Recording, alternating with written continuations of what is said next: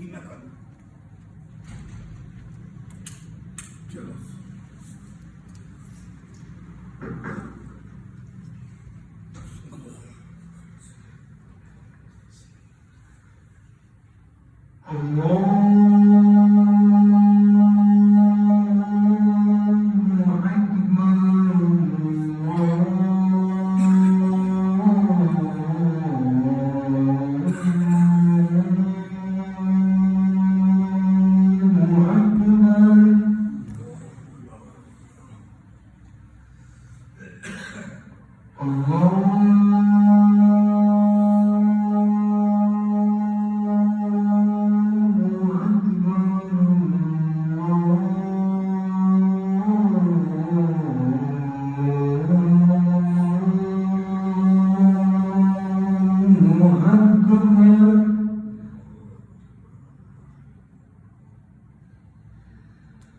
أشهد أن لا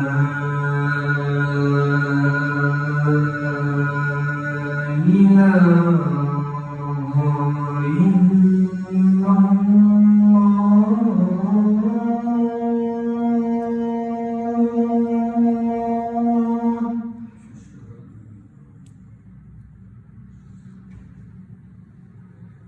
أشهد أن لا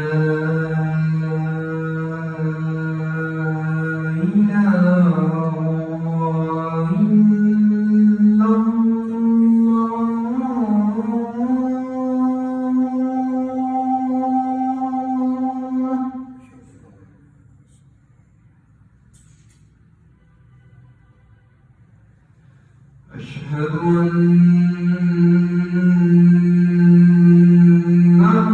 محمدًا رسول الله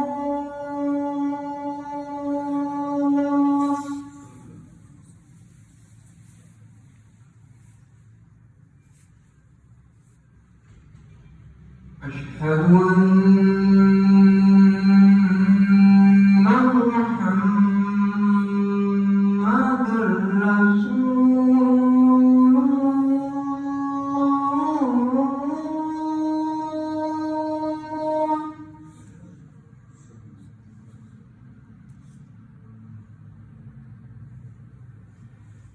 حي على الصلاة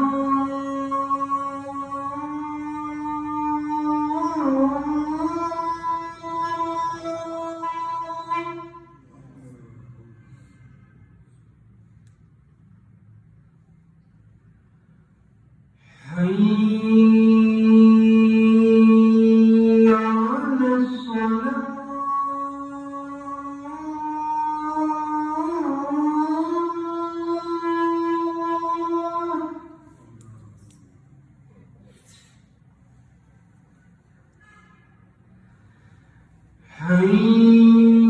حي على الفلاح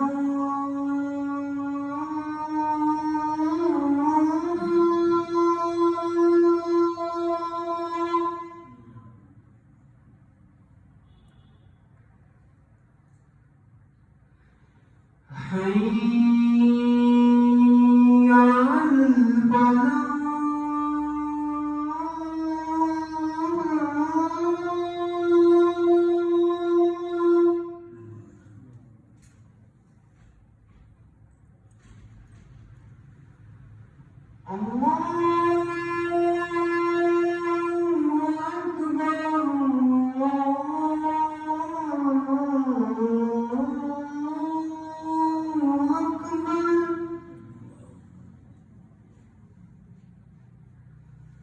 لا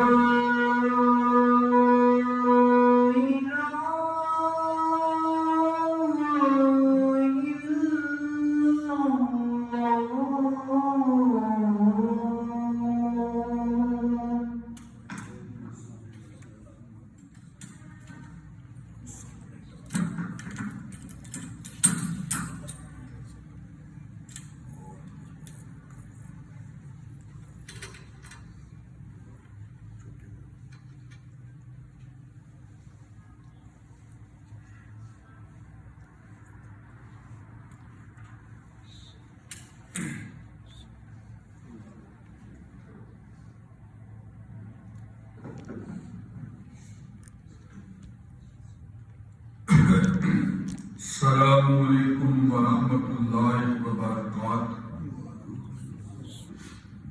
الحمدللہ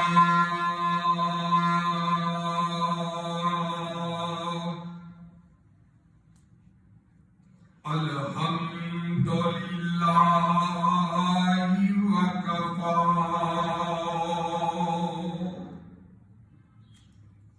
وسلام علی عبادہ الذین اصطفیٰ۔ الحمدللہ الذی ہدانا لہذا وما كنا لنهتدي لولا أن هدانا الله۔ الحمد لله الذي لم يتخذ ولدا ولم يكن له شريك في الملك ولم يكن له ولي من الذل وكبره تكبيرا۔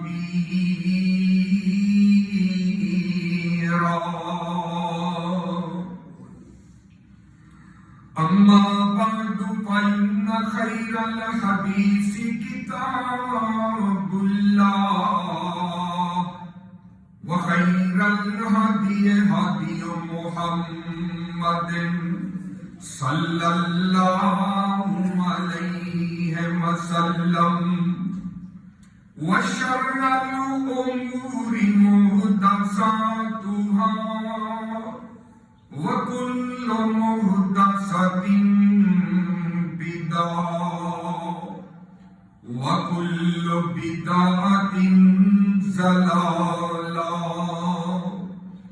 وكل ضلالة في النار۔ إن الله وملائكته يصلون على النبي يا أيها الذين آمنوا صلوا عليه وسلموا تسليما۔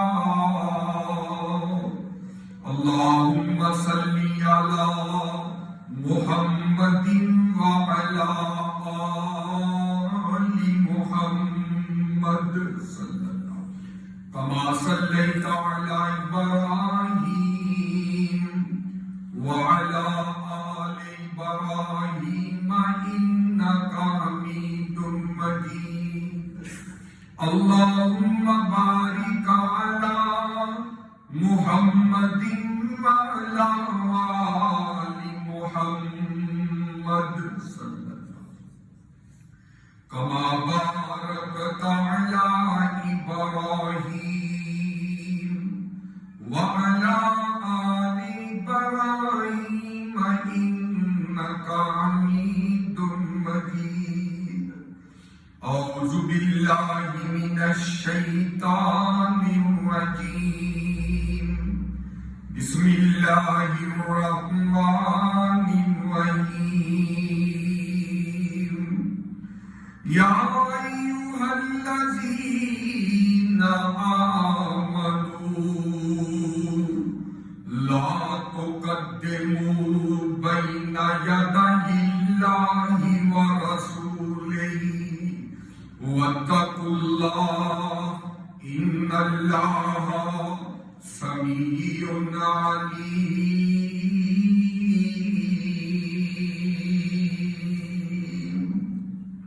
آمنت بالله صدق اللہ العظیم۔ ہر قسم کی حمد و ثنا اللہ عز و جل کے لیے، وہی سب کا داتا، سب کا خالق، سب کا مالک اور سب کا رازق ہے۔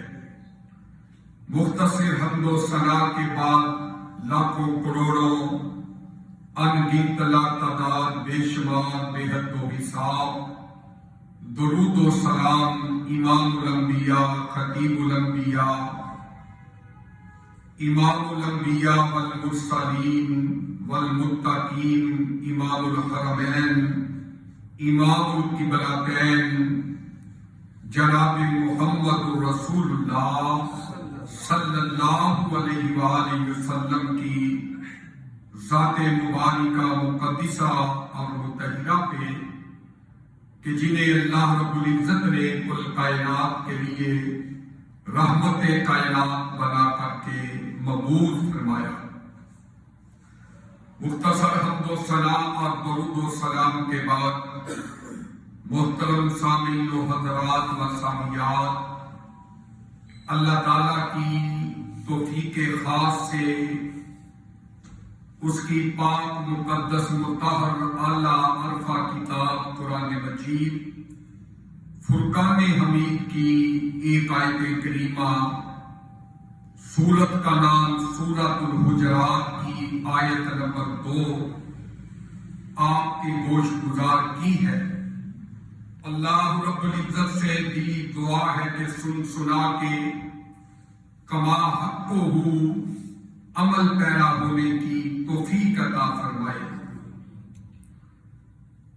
اللہ کے پیارے پیغمبر جناب محمد الرسول اللہ صلی اللہ علیہ وآلہ وسلم نے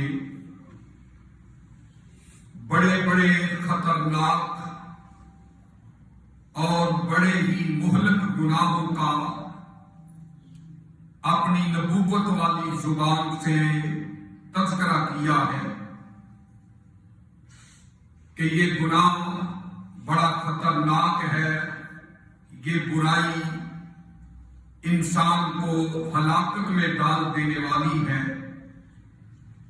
لیکن میرے بھائیوں، ان تمام گناہوں میں سے سب سے زیادہ شریعت کے اندر جو خطرناک اور برباد کر دینے والا، تباہ کر دینے والا جو گناہ ہے وہ ہے بدعت۔ اور سوال یہ پیدا ہوتا ہے کہ بدعت ہے کیا، اور بدعت حد درجہ خطرناک کیوں ہے؟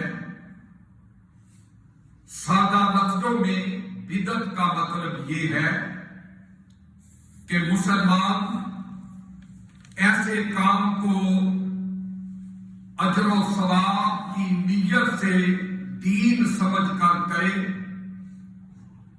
جو نہ اللہ کے نبی کے دور میں تھا، نہ صحابہ کے دور میں تھا۔ وہ اپنی طرف سے بعد میں آنے والے زمانے میں اس کو دین میں شامل کر لیا جائے، اس کو بدعت کہتے ہیں۔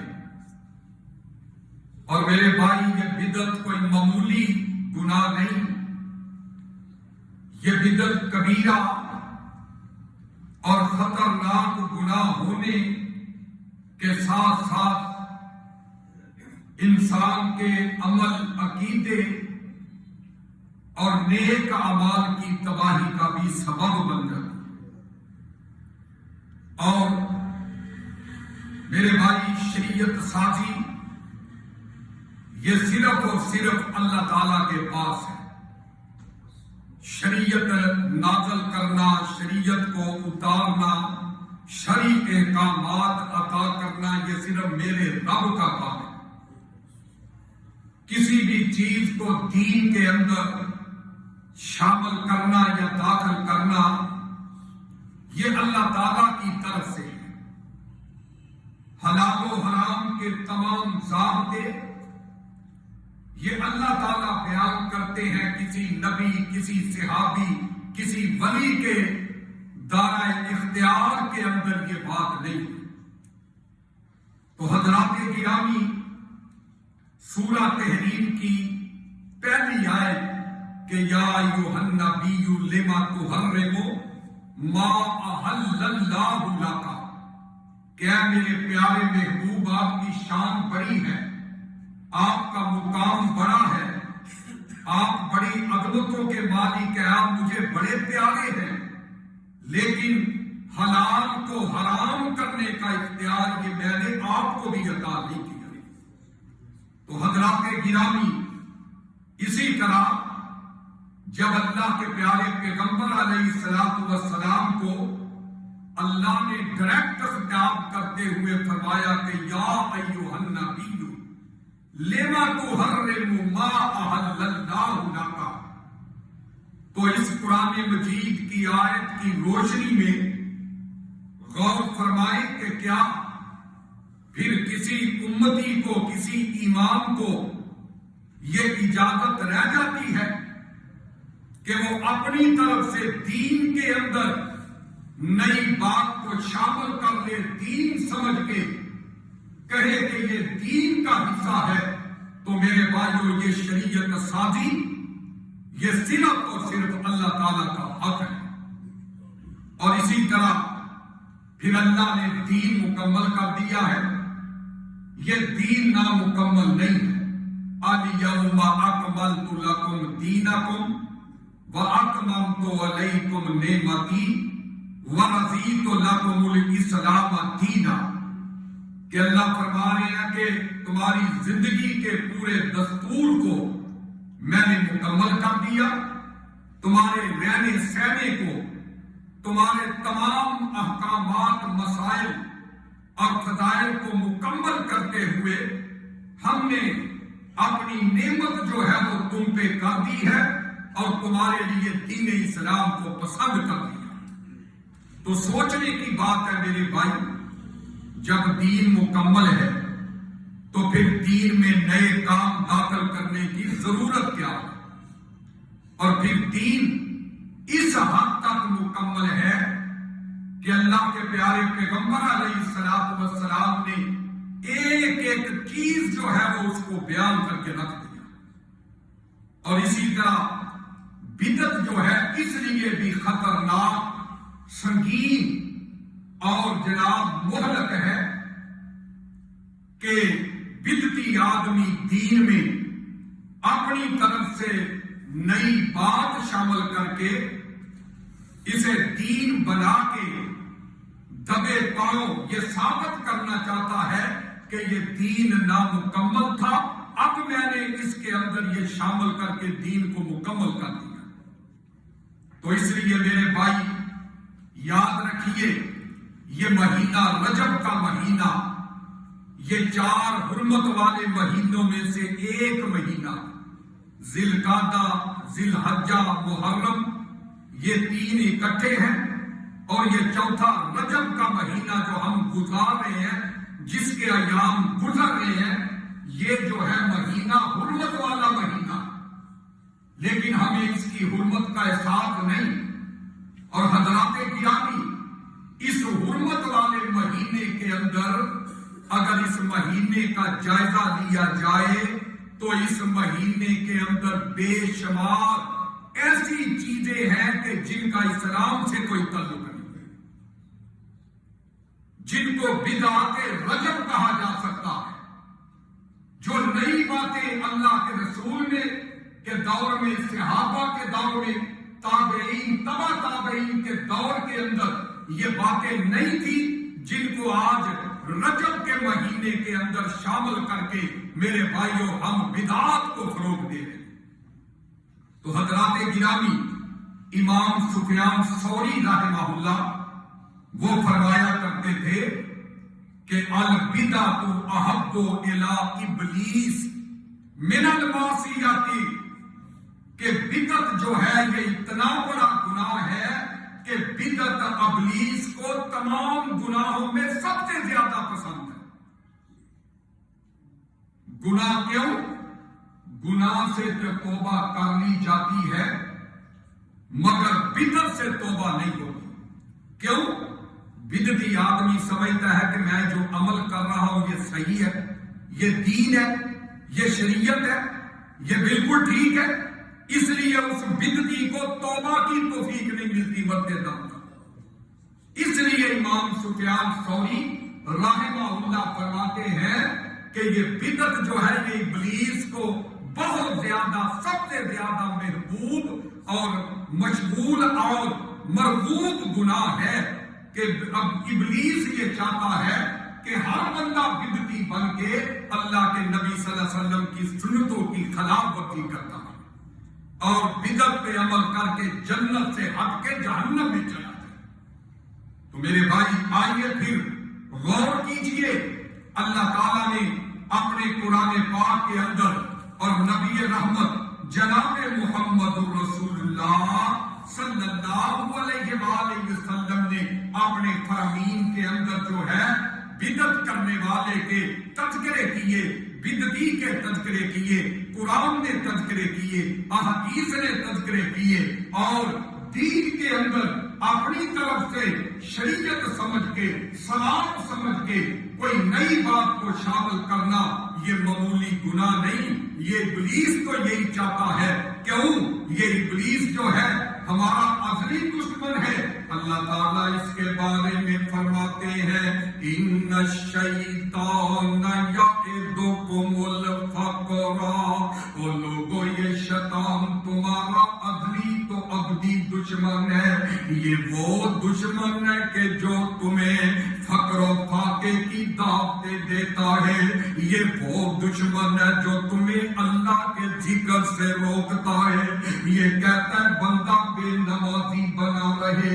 یہ شیطان اتنا انسان کا دشمن ہے کہ اللہ رب العزت نے تذکرے کر دیے انہو لکم عدو مبین۔ اور لوگوں یہ بڑا واضح بڑا کھلا دشمن ہے، یہ تمہارے دائیں سے بھی بائیں سے، یہ آگے پیچھے اوپر نیچے سے یہ دشمنیاں کرتا ہے۔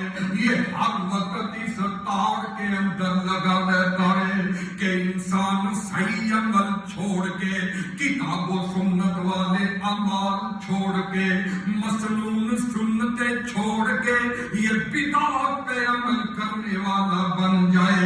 لیکن میرے بھائیو یہ دین رب تعالیٰ نے ہمارے لیے آج سے 1450 سال پہلے تقریباً اللہ نے اس کو مکمل کر دیا تھا۔ اور رب کا قرآن اعلان کر رہے ہیں اللہ رب العزت نے میرے بھائیوں کھول کھول کے مسئلے بیان کر دیے ہیں، اور نبی رحمت صلی اللہ علیہ وسلم نے جب اپنی زندگی میں یہ سارے مسائل کھول کھول کے بیان کر دیے، امت کو ہر خیر اور ہر شر سے آگاہ کر دیا، تو پھر آئے دین کے اندر اضافہ کیوں کیا جاتا ہے؟ پھر ظلم در ظلم یہ ہے کہ بدعتی کام کرنے والے کو منکر کہا جاتا ہے، بدعت پہ عمل نہ کرنے والے کو، بدعت کا رد کرنے والے کو گستاخ اور منکر کہہ کے پکارا جاتا ہے۔ میرے بھائیو یہ کون سا انصاف ہے؟ اللہ تعالیٰ نے اپنے قرآن پاک کے اندر اپنے دین کی جامعیت اور اکمالیت کا تذکرہ کرتے ہوئے اللہ رب العزت نے ارشاد فرما دیا الیوم اکملت لکم دینکم واتممت علیکم نعمتی ورضیت لکم الاسلام دینا۔ آج کے دن حجۃ الوداع کے دن آج اللہ نے اپنا پسندیدہ دین تمہارے اوپر مکمل کر دیا ہے اور اپنی نعمتیں تم پہ پوری کر دی ہیں اور تمہارے لیے پسند کیا اللہ نے، تو دین اسلام کو پسند کر لیا۔ میرے بھائیو جب اللہ کا پسندیدہ دین مکمل ہے، اس میں ولادت سے لے کر وفات تک، ایوان صدق سے لے کے بیت الخلاء تک سارے احکامات رب نے نبی رحمت نے دین کے اندر بیان کر دیے ہیں، تو پھر ہمیں کون سی ضرورت پڑ گئی ہے کہ ہم نئی نئی باتیں اس کے اندر شامل کر کے اپنا بسیرا بدعتیوں کے اندر بنا لیں۔ آؤ میرے بھائیوں نا ایمان اور محبت اور ادب کا سب سے پہلا تقاضا یہی ہے کہ انہی تعلیمات پہ اکتفا کیا جائے جو تعلیمات ہم کو اللہ نے دی ہے، جو تعلیمات ہم کو رسول اللہ صلی اللہ علیہ وسلم نے بتلا دی ہے۔ جو شخص اللہ اور اس کے رسول کے بتائے ہوئے دین کے اندر آگے پیچھے اضافہ کرتا ہے، دین کے اندر اضافہ کرتا ہے، میرے بھائیوں وہ اللہ اور اس کے رسول سے آگے بڑھنے کی کوشش کرتا ہے، اور یہ گناہ ہی گناہ، یہ ہلاکت ہی ہلاکت ہے۔ اور نہ میں اپنی طرف سے نہیں کہہ رہا، اور اللہ کا قرآن اعلان کر رہے ہیں، سورۃ الحجرات آیت نمبر 2 نکل آئی ہے۔ اللہ نے مجھے تجھے مخاطب کر کے فرمایا، رب تعالیٰ نے قیامت تک کے لیے آنے والے انسانوں کو مخاطب کر کے فرمایا، یا ایھا الذین آمنوا لا تقدموا بین یدی اللہ ورسولہ واتقوا اللہ ان اللہ سمیع علیم۔ فرمایا ایمان والو، کسی بات کے جواب میں خدا اور اس کے رسول سے پہلے نہ بول اٹھا کرو، خدا سے ڈرتے رہو، بے شک خدا سننے والا جاننے والا ہے۔ میرے بھائیو، اس آیت کے ساتھ ساتھ حضرت عبداللہ بن عمر رضی اللہ تعالیٰ عنہ کے اس واقعہ کو بھی سامنے رکھے کہ جب ان کے سامنے ایک شخص نے چھینک مارتے ہوئے کہا، الحمدللہ والصلاۃ علی رسول اللہ، یہ جملے بظاہر دیکھنے میں برے نہیں، شرک نہیں، گناہ نہیں، یہ جملے برے نہیں ہے کہ الحمدللہ اللہ کا شکر ہے، والصلاۃ علی رسول اللہ اور نبی علیہ السلام پر درود و سلام ہو، یہ جملے بظاہر دیکھنے میں بڑے پیارے ہیں، بڑے اچھے ہیں، بڑے دل کو لگتے ہیں۔ کس قدر عظیم الشان یہ جملہ معلوم ہوتا ہے کہ اس میں اللہ کی حمد کے ساتھ ساتھ رسول اللہ پر درود بھی ہے۔ مگر جب ابن عمر صحابی رسول نے یہ سنا تو آپ فرمانے لگے، یہ الفاظ ہمیں اللہ کے نبی نے نہیں سکھلائے، جب بندے کو چھینک آئے تو صرف کہنا ہے الحمدللہ۔ میرے بھائیو، حضرت عمر نے منع کر دیا، پتہ چلا کاش کے ابن عمر کی بات مولویوں کو سمجھ آ جائے، ابن عمر کی بات لوگوں کو سمجھ آ جائے کہ جس نے دین میں بدعت جاری کی اس نے اللہ اور اس کے رسول کے دین کو کافی نہیں سمجھا، وہ رب رسول کا بے ادب ہے۔ ایسے شخص کے لیے ہلاکت ہی ہلاکت ہے جو اپنی طرف سے دین کے اندر اضافہ کرتا ہے۔ والصلاۃ علی رسول اللہ، یہ لفظ اضافہ کیے صحابی رسول کے سامنے، مسلمان نے، صحابی نے، دوسرے بندے نے، تو انہوں نے گوارا نہ کیا، ٹوک دیا، روک دیا، کہا یہ میرے نبی کی سنت نہیں، میرے نبی کا طریقہ نہیں، میرے نبی کا طریقہ آیا یہ ہے کہ جس کو چھینک آئے وہ الحمدللہ کہے، وہ اور کچھ نہ کہے۔ تو پتہ چلا اللہ کا قرآن کہتا ہے، یا ایھا الذین آمنوا اتقوا اللہ، اے ایمان والو رب سے ڈر جانا ہے اور اللہ اور اس کے رسول سے آگے نہیں بڑھنا۔ ایک اور دوسرا مقام سورہ محمد آیت نمبر 33 نکل آئی ہے، اللہ فرماتے ہیں بدعتی بندہ اتنا برا ہے، آج ہم کہہ دیتے ہیں کیا حرج ہے اگر 4 نفل ہے تو اگر 4 سنتے ہیں تو 6 پڑھ لیں، کیا حرج ہے؟ اگر یہ کام کر لیں تو اچھی بات ہے، اگر کھانے پہ سورہ یاسین پڑھ لیں تو کیا حرج ہے؟ کوئی بات نہیں ہے، چاروں کل پڑھ لیں کوئی بات نہیں ہے، کوئی حرج نہیں ہے۔ میرے بھائیوں، کانپ جائیے، ڈر جائیے، اللہ رسول کا ڈر اپنے دل کے اندر پیدا کیجئے کہ بدعتی آدمی دین کے اندر اضافہ کرنے والا اتنا برا ہے کہ اللہ کا قرآن کہتا ہے کہ بدعتی بندے کے جتنے عمل ہوتے ہیں، بدعتی بندے کے حج، بدعتی بندے کے عمرے، بدعتی بندے کے صدقہ کو خیرات، بدعتی بندے کی نمازیں، بدعتی بندے کے اشراق تہجدیں، بدعتی جو مرضی عمل کر لے وہ سارے کے سارے ضائع چلے جاتے ہیں، برباد ہو جاتے ہیں۔ یہ میں نہیں کہتا، اور جس بندے کا عمل نبی کی سنت کے مطابق نہیں ہے، آقا کے طریقے کے مطابق نہیں ہے، آقا کے فرمان کے مطابق نہیں ہے، قرآن و سنت کے مطابق نہیں ہے، وہ اپنی منمانیاں کرتا ہے، دین کے اندر اضافے کر کے کام کو دین سمجھ کے کر گزرتا ہے، وہ اس کو سزا کیا ملتی ہے؟ فرمایا اس کے سارے عمل باطل ضائع چلے جاتے ہیں۔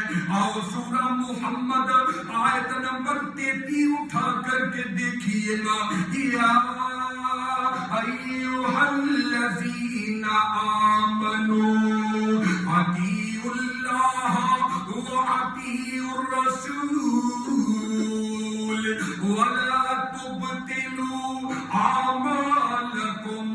مومنو، اللہ کا حکم مانو، پیغمبر کی فرما برداری کرو اور اپنے عملوں کو ضائع نہ کر بیٹھنا۔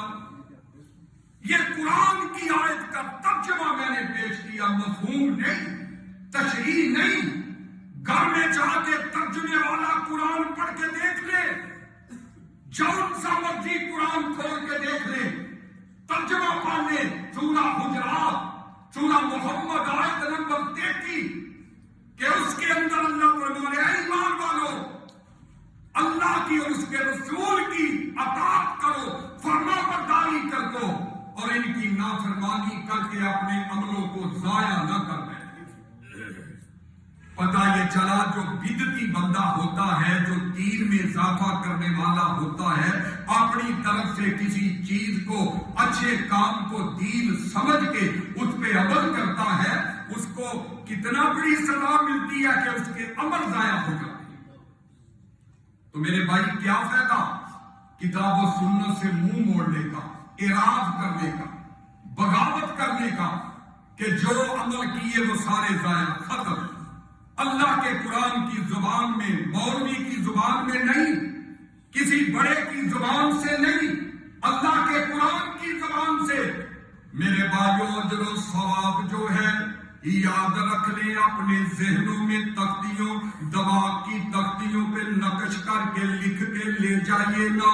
اجر و ثواب جو ہے صرف ان اعمال پہ ملتا ہے جو اللہ اور اس کے رسول کی اطاعت میں کیے جائیں۔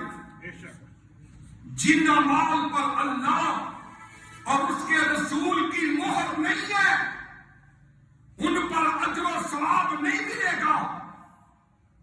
لکھ لیں، میری بات نوٹ کر لیں، جن اعمال میں اللہ اور اس کے رسول کی مہر نہیں، ان میں اجر و ثواب کوئی نہیں ملنا۔ ان اعمال میں اجر و ثواب ملنا ہے جن اعمال کے بارے میں اللہ کا قرآن کہے، نبی کی زبان کہے۔ کیونکہ بدعتی آدمی اپنی طرف سے نیکی بنا کے دین میں داخل کر کے اس کو اپنا رہا ہے، اس لیے اس کا یہ عمل کیا ہے؟ باطل ہے، ضائع ہے۔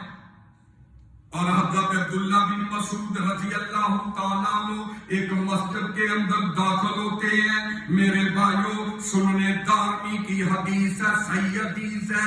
مسجد کے اندر داخل ہوئے, دیکھا کچھ مسلمان بیٹھے ہوئے ہیں جو جنگلہ بنا کر کے, کچھ مسلمان جو ہے وہ آمنے سامنے ہو کے گول دائرے کے اندر بیٹھے ہوئے ہیں, اور ان کے سامنے کنکریاں رکھی ہوئی ہیں, اور وہ ایک کنکری اٹھاتے ہیں تو کہتے, ایک بندہ درمیان میں بیٹھا, وہ کہتا کہو سبحان اللہ, سارے سبحان اللہ کہتے ہیں. پھر کنکری اٹھاتے ہیں تو کہتے ہیں کہو الحمدللہ, وہ الحمدللہ کہتا, ہاں اللہ کا ذکر کر رہے ہیں, کوئی شرک نہیں کر رہے, کوئی گالی گلوچ نہیں کر رہے, کوئی میرے بھائیوں اور بات نہیں کر رہے. سبحان اللہ, الحمدللہ, اللہ اکبر, اس کا ذکر مل کے کر رہے ہیں, حلقہ بنا کے اکٹھے ہو کے کر رہے ہیں. تو حضرت عبداللہ ابن مسعود رضی اللہ عنہ نے ان کو مخاطب کر کے کہا, کاش کہ تم یہ کنکریوں پہ اللہ کا ذکر گننے کی بجائے, شمار کرنے کی بجائے تم آج اپنے گناہوں کو شمار کرتے تو بہتر تھا. ان کو روک دیا, منع کیا کہ یہ حلقہ بنا کے یہ جناب کنکریوں پہ, کھجور کی گٹھلیوں پہ اور فلاں فلاں پہ, یہ جناب منکوں پہ یہ اللہ کا ذکر کرنا نبی نے نہیں بتایا, حدیث نے نہیں بتایا, حدیث کے اندر نہیں آیا. تو ذکر اسی طرح کرنا جس طرح نبی نے بتایا, صحابہ نے کیا, اللہ کے قرآن نے بتایا. تو میرے بھائیوں پتہ یہ چلا, حالانکہ وہ برا کام نہیں کر رہے تھے, حالانکہ وہ غلط کام نہیں کر رہے تھے, اللہ کا ذکر کر رہے تھے, لیکن نبی کے طریقے کے مطابق نہیں کر رہے تھے, بتلائے ہوئے طریقے کے مطابق نہیں کر رہے تھے. اس لیے فرمایا اس سے بہتر تھا کہ تم اپنے گناہوں کو شمار کرتے تو اللہ تمہیں جو ہے وہ اس کا اجر دے دیتا, لیکن ایسے کرنے سے تمہیں اللہ اجر و ثواب نہیں دیتا. اور شیطان جو ہے یہ سب سے بڑا جو دھوکہ دیتا ہے نا انسان کو, وہ کیا ہے؟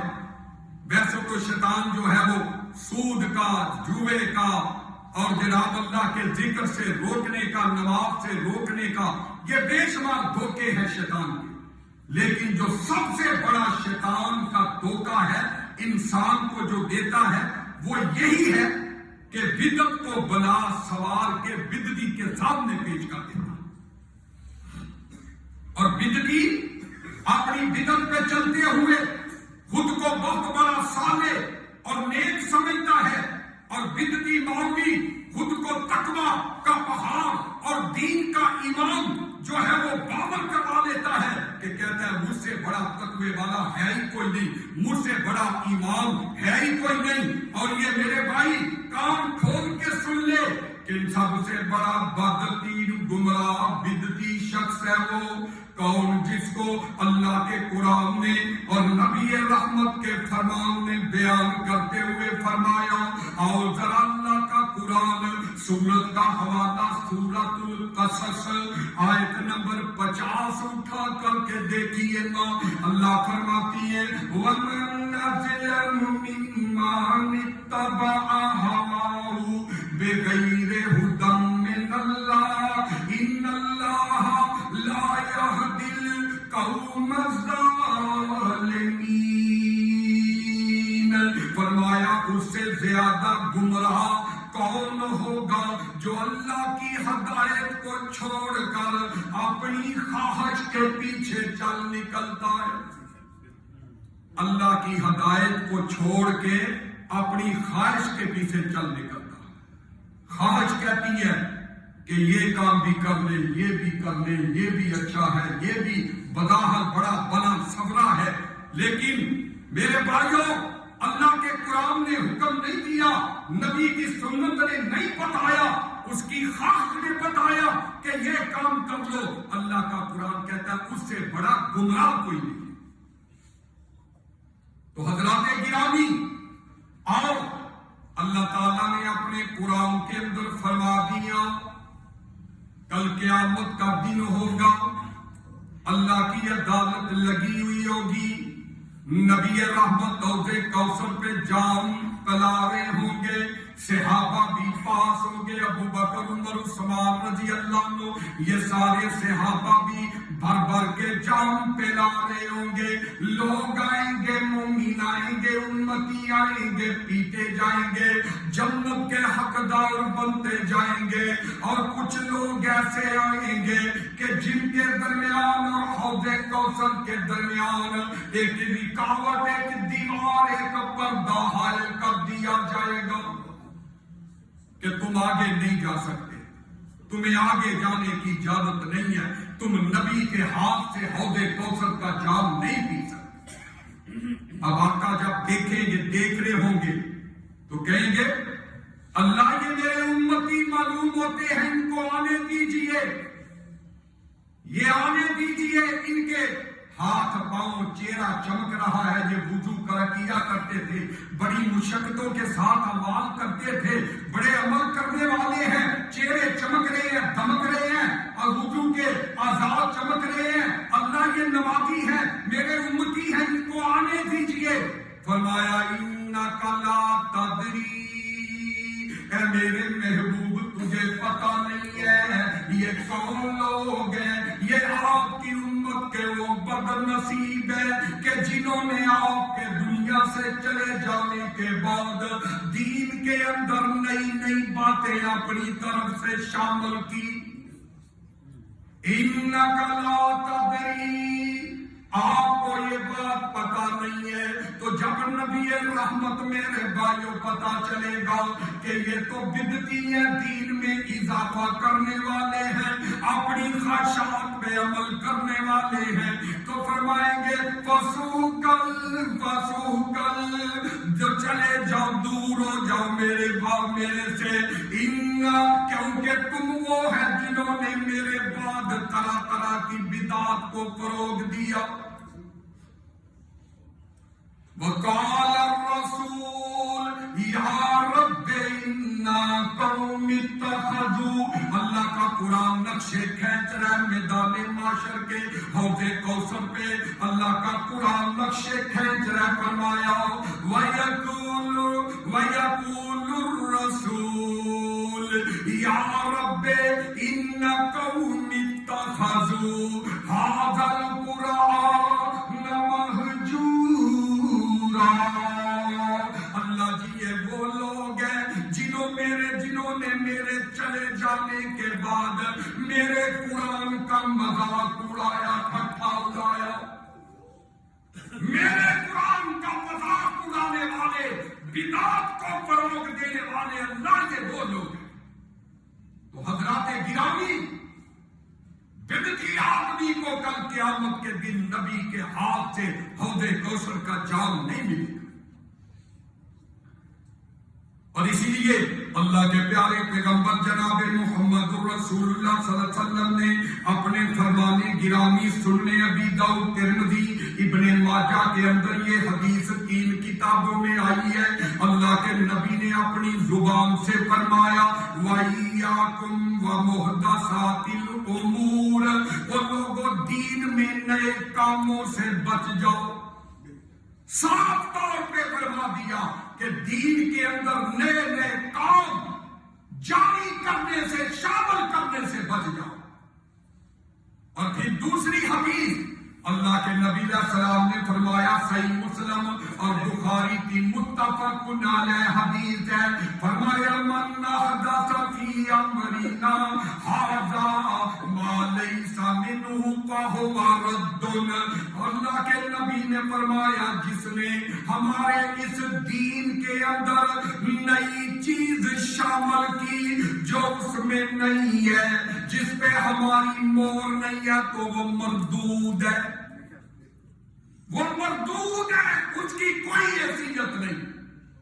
جو دین کے اندر نئی بات شامل کی جائے، اللہ کے نبی صلی اللہ علیہ وسلم کی صحیح بخاری، صحیح مسلم کے اندر حدیث، اور ایک روایت کے اندر صحیح مسلم ابن سننے ابی داؤد کے اندر فَإِنَّ كُلَّ مُحْدَثَةٍ بِدْعَةٍ، وفی روایت جابر وشر الامور محدثاتها وکل بدعۃ ضلالہ وکل ضلالۃ فی النار۔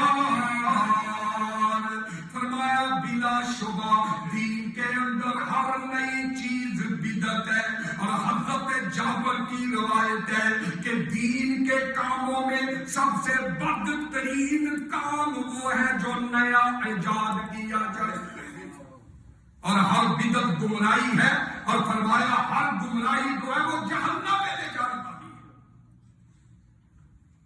اور میرے بھائیوں، اس سے بھی سخت الفاظ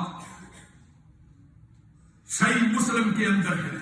میں اپنی طرف سے یا قرآن کی یا حدیث کی بات، صحیح مسلم کے لفظ ہے، فرمایا وَلَعَنَ اللَّهُ مَنْ آوَى مُحْدِثًا، اللہ لعنت کرے ہر اس بندے پر جس نے بدعت کو اختیار کیا، جس نے بدعت کو فروغ دیا، جس نے بدعت کے کام کیے۔ ورنہ اللہ کے نبی رحمت کائنات ہے، اپنے خون کے پیاسوں کو بد دعا نہیں دیتے۔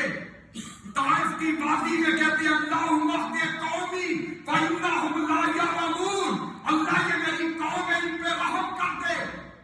مشرکوں کے حق میں دعائیں کر رہے ہیں، لیکن بدعتی آدمی اتنا برا ہے کہ اللہ کے نبی نے اپنی رحمت والی زبان سے اس پہ لعنت کر دی۔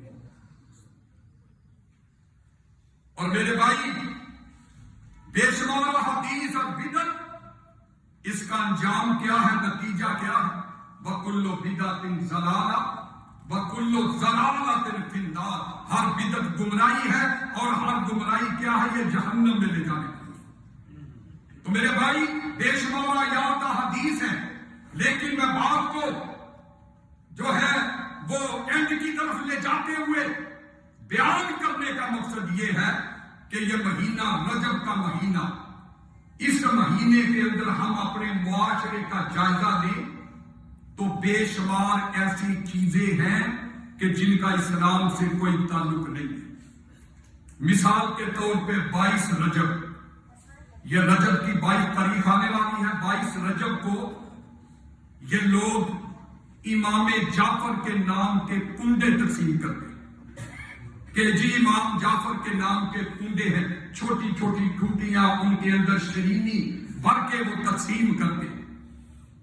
یہ کیا جی؟ یہ امام جعفر رحمہ اللہ ان کے نام کے کنڈے۔ لیکن میرے بھائیوں، آپ سادہ لوگ ہیں، آپ کو پتہ نہیں کہ اصل کے اندر ایک گروہ اہل تشیع، وہ صحابہ کا دشمن ہے، وہ کوئی موقع دشمنی کا جانے نہیں دیتا۔ یہ 22 رجب جو ہے، یہ اصل کے اندر اللہ کے نبی کے عظیم صحابی حضرت امیر معاویہ رضی اللہ عنہ کی وفات پر ہے۔ 22 رجب کو امام جعفر کے نام کے کنڈوں پہ یہ جشن منایا جاتا ہے حضرت امیر معاویہ رضی اللہ عنہ کی وفات۔ لیکن سادہ لوگ مسلمانوں کو ساتھ ملانے کے لیے وہ کیا نام دیتے ہیں؟ کہتے ہیں جی امام جعفر کے نام کے کنڈے۔ وما اہل لغیر اللہ، اللہ کا قرآن کہتا ہے جو غیر اللہ کے نام پہ یا غیر اللہ کے لیے جو بھی ذبح کیا جائے وہ حرام ہے۔ تو یہ اللہ کے نام کے علاوہ حضرت جعفر کے نام کے کنڈے جو دیے جاتے ہیں، یہ پھر بھی میرے بھائیوں یہ جائز نہیں، یہ حرام ہے، یہ بدعت کے اندر شامل نہیں ہے، کتاب و سنت میں اس کا کوئی ثبوت۔ اور اس کے بعد رجب کے مہینے کی 27ویں رات کو مخصوص عبادت کی جاتی ہے، نمازیں پڑھی جاتی ہیں، نماز صلاۃ الفیہ پڑھی جاتی ہے، بڑی عبادت کی جاتی ہے۔ یہ کیا ہے؟ یہ شب معراج ہے۔ اور کئی تو جناب دیگے پکاتے ہیں، کئی حلوے پکاتے ہیں، کہتے ہیں یہ شب معراج ہے، اللہ کے نبی کو معراج ہوئی تھی۔ لیکن یاد رکھیں میرے بھائی، نہ قرآن میں نہ حدیث میں کسی بھی کتاب کے اندر اللہ نے جو واقعہ بیان کیا معراج کا، اللہ کے نبی نے اپنی زبان سے جو معراج کا واقعہ بیان کیا، کسی کتاب کے اندر یہ 27 جو رجب ہے، یہ 27 تاریخ کسی بھی حدیث کے اندر کسی کے اندر موجود نہیں ہے۔ تو میرے بھائی اس لیے معراج آپ کو ہوئی ہے، سبحان الذی اسری بعبدہ لیلا من المسجد الحرام، لیکن 27ویں شب کو نہیں۔ تو یہ بھی جو ہے اس کو بھی 27ویں شب کے لیے عبادت مخصوص کرنا، رات کو جاگنا اور جناب نمازیں پڑھنا، یہ اللہ کے نبی سے ثابت نہیں، یہ بدعت کے اندر شامل۔ اور اسی طرح رجب کے مہینے کے اندر، اور پھر آپ دیکھیں پورے ملک کے اندر ٹی وی پہ، اخبارات پہ، رسائل پہ، سوشل میڈیا پہ بس یہی ہے کہ شب معراج، شب معراج، یہ جاگنے کی رات ہے، یہ بیدار ہونے کی رات ہے، یہ عبادت کرنے کی رات ہے، لیکن میرے بھائیوں ثبوت کوئی نہیں۔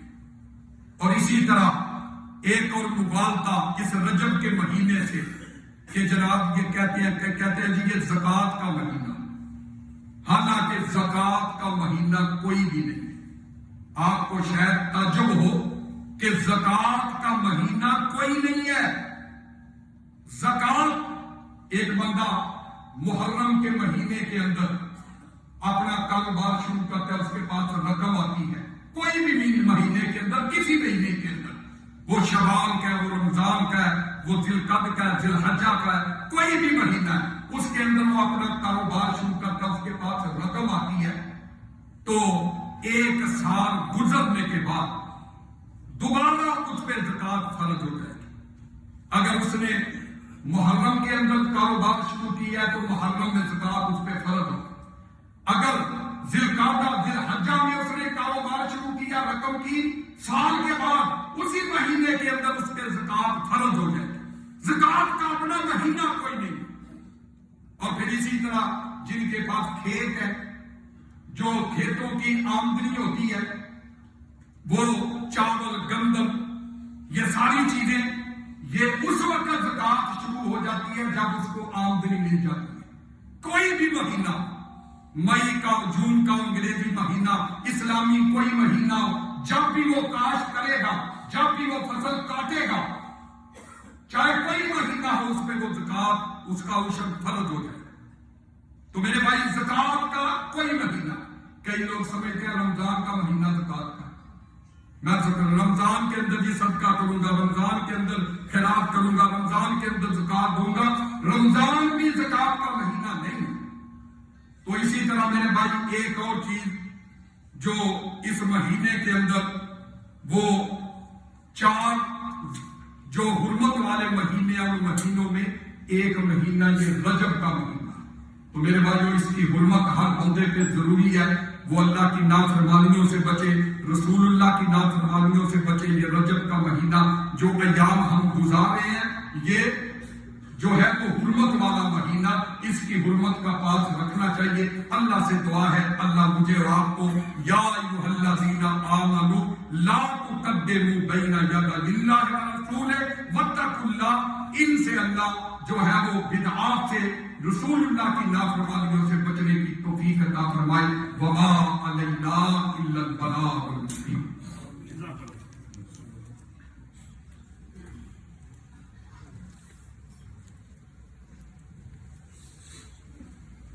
الحمد للہ نحمده ونستعینه ونستغفره ونؤمن به ونتوکل علیہ ونعوذ باللہ من شرور انفسنا ومن